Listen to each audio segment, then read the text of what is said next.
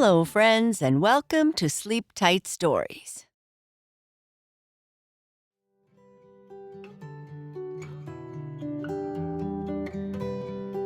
It is getting closer to the end of the school year, and Bernice is starting to feel a bit worried about the changes that will be coming for the next school year. She and Papa Bear talk about what these changes mean for Bernice before she heads to bed. Bernice is worried about the new school year. Good morning, little bear. I was just about to go upstairs and wake you. You were up a little bit early. Did you sleep okay? Papa Bear asked. Yeah, I slept okay. The sun was shining on Madeline's face this morning, and she woke me up. It's super sunny outside, Bernice said. Madeline the monkey certainly loves when it's sunny. I see you are wearing the new t-shirt Mama Bear bought you. Did you wash your face and brush your teeth? I did, Papa, and I did a super good job. And I know Bobby is going to love this t-shirt.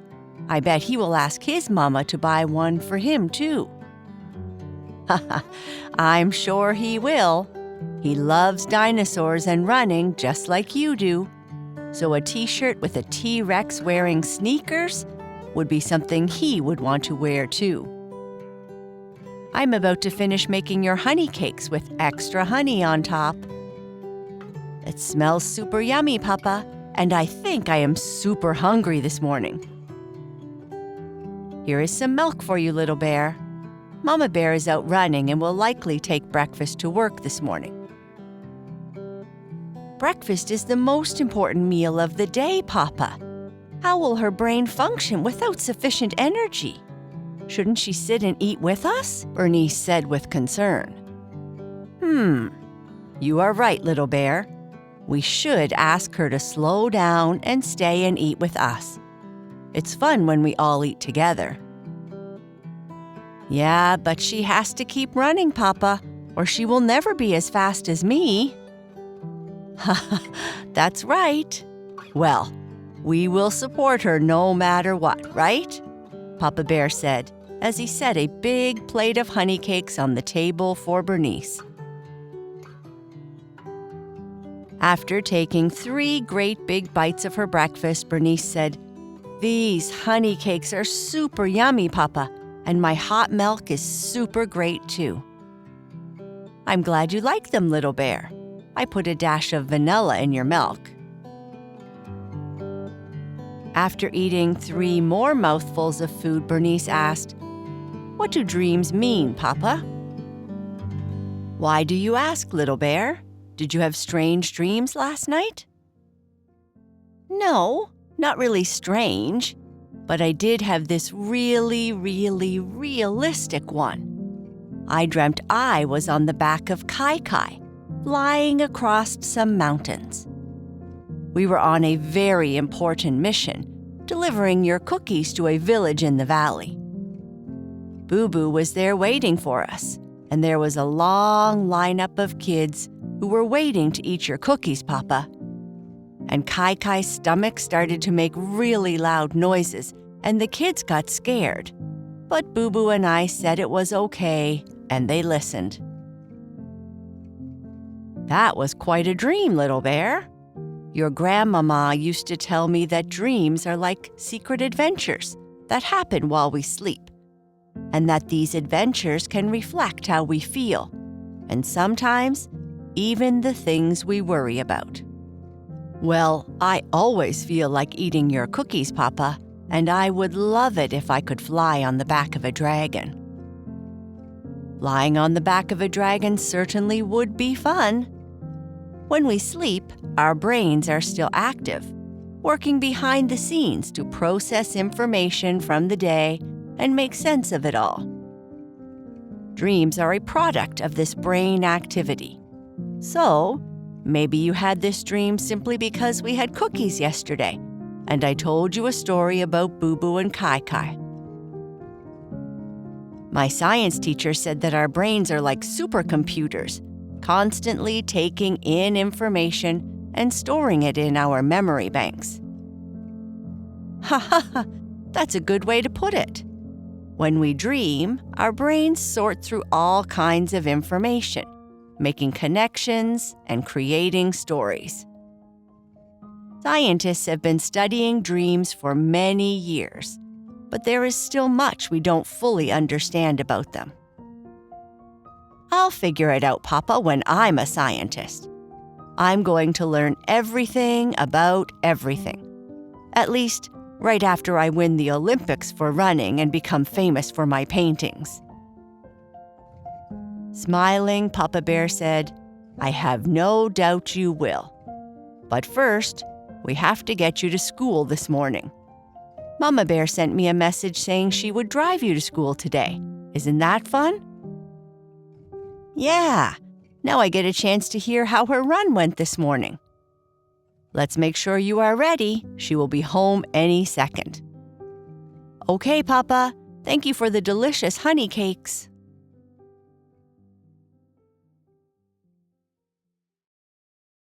"Hi, Papa. I'm home," yelled Bernice as she ran in the front door of their small house, closing the door gently behind her. "It's super sunny outside, Papa. It might just be the super nicest day ever." "I'm in the kitchen, little bear, taking you-know-what out of the oven." After putting her multicolored sneakers away, Bernice ran into the kitchen. "Papa, these cookies smell very interesting. Interesting in a good way. It's like a spicy smell. And I am not just super hungry, but super thirsty too. Have a drink of water, little bear, after you wash your hands. Now that it is warm outside, we need to drink more water to keep us going." "So what kind of cookies are they, Papa?" "I'm not sure they have a name, little bear," Papa Bear said with a laugh. "I put some ginger and cinnamon in the mix. I think that's the spiciness you smell." "Well, I bet they are going to taste great. Have a seat, and I will bring you a plateful and some milk." Bernice took a great big bite of a cookie and was just about to talk, but remembered that it isn't polite to talk with her mouth full. After finishing her bite, she said, "Super yummy, Papa. The spiciness tingles my tongue." "I'm glad you like them, little bear. So, why don't you tell me all about your day?" "It was a great day, Papa. We spent lots of time outside today.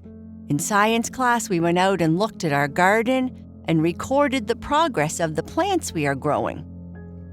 During art class, we went outside and painted some flowers that were growing nearby. Bobby's painting is still improving, Papa, and he doesn't complain anymore about not being able to paint dinosaurs." "That's great, little bear.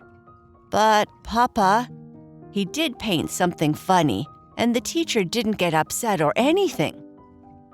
"Bobby painted some poop on the ground, Papa. Everyone thought it was funny. He said that it was put there by a dog or something."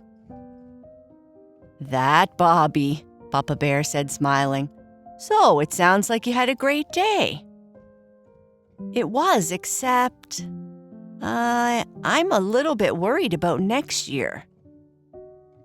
"Why are you worried, little bear?" "Well, it's the end of the school year, and my teacher said there will be lots of changes in the new school year. There will be new teachers, new classes, and new students. I like making new friends and can't wait to learn new things, but I worry that Bobby and I won't be in the same class next year. We've been in the same classes since forever." "Have you talked to Bobby about it?" "Yeah, we would both be kind of sad if it happened, Papa." "I think you shouldn't worry too much, little bear. You and Bobby will still be great friends.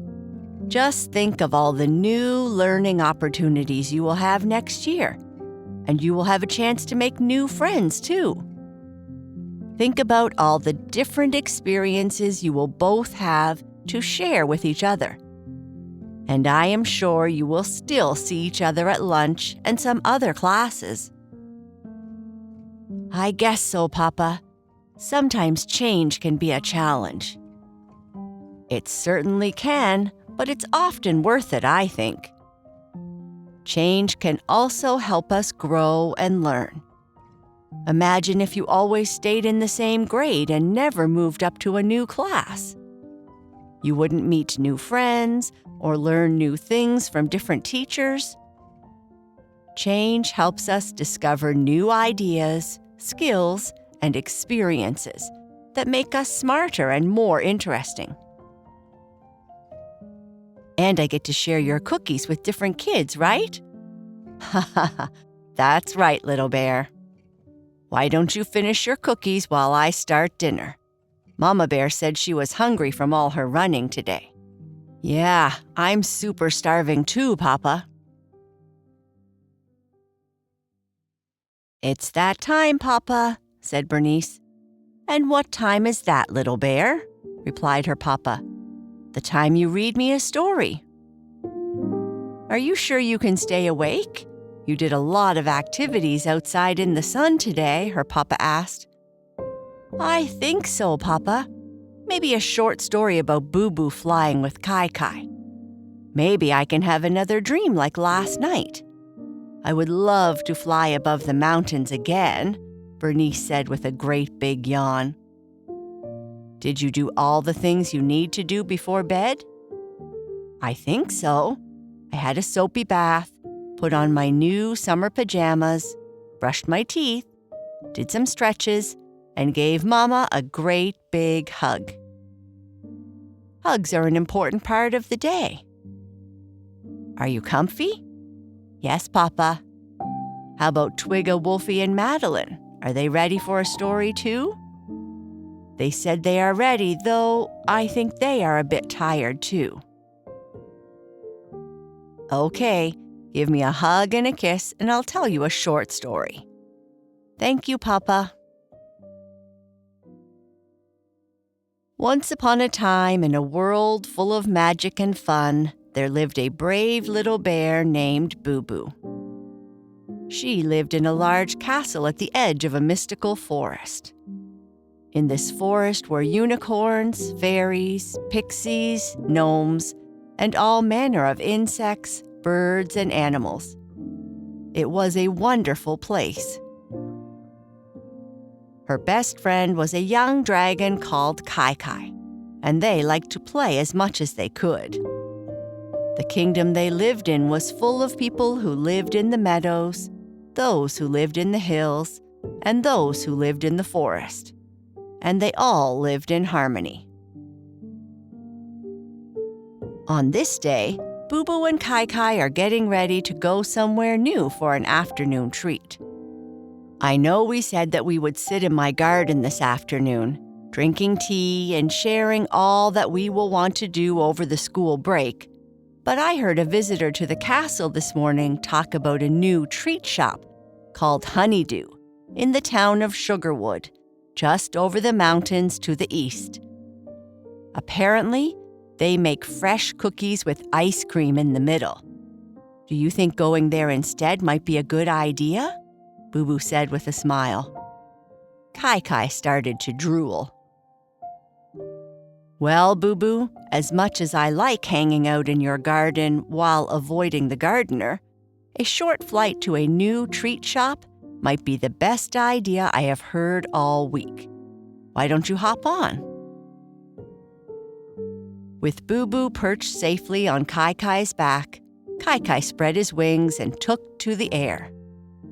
Boo Boo felt the familiar excitement as they went higher and higher in the sky. The wind whistled through Boo Boo's fur as they flew, carrying them over the beautiful landscapes of the kingdom that stretched as far as the eye could see. As they ventured higher and higher, the tall and proud mountains of the east came into view. Their snow-capped peaks glistened under the warm sunlight, and Boo Boo and Kai Kai admired the beauty and grandeur of these distant fixtures of the kingdom's landscape. Descending from the mountains, they flew into a lush valley where a gentle stream made its way through the patchwork quilt of farmers' fields, where some of the tastiest vegetables in the kingdom were grown. The crystal-clear waters sparkled like diamonds, and Boo Boo laughed as she watched colorful fish darting beneath the water's surface. Leaving the valley behind, they ventured further, crossing vast meadows adorned with a carpet of wildflowers, swaying gently in the breeze. Their journey took them through dense forests, where ancient trees towered overhead. The sunlight filtered through the leaves, allowing Boo Boo and Kai Kai to see a family of fairies flying amongst trees. They waved as they passed overhead, and the fairies, in return, shot magic from their wands that resembled noiseless fireworks. Finally, in the distance, Boo Boo and Kai Kai could see the treat shop, surrounded by chocolate trees and bushes full of ripe fruit. The aroma of freshly baked treats wafted through the air, causing Kai Kai's stomach to immediately start to make loud noises. After Boo Boo hopped off Kai Kai's back, she said, "They must be used to dragon visitors here. Your stomach growled like thunder, and they didn't run in fear." "Or maybe my reputation precedes me," Kai Kai said with a laugh, as drool started to again flow from his mouth. "Let's eat." And with that, Papa Bear gave Bernice a kiss on her forehead, adjusted her blanket, turned off her lamp, and quietly whispered, "I love you, little bear."